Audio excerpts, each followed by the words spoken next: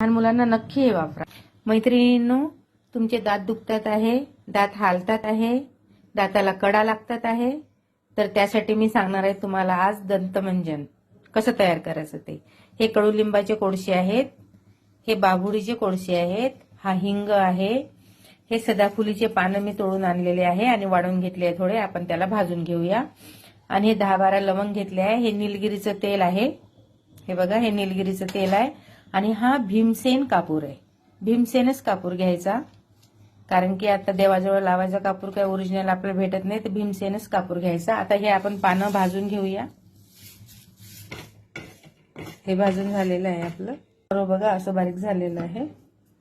आता याच्यामध्ये थोडं एवढं मीठ घालून घेऊया. आपण टाकूया आपण थोडी आंबे हळद, थोडं आवळा पावडर घातलेलं आहे. आवळा पावडर माझ्याकडे थोडंच होतं म्हणून मी थोडंच टाकलं, तुम्ही जास्त टाकू शकता. 2 चम्मच तरी आवळा पावडर टाका. आता हे आपण गाळणीनं गाळून घेऊया.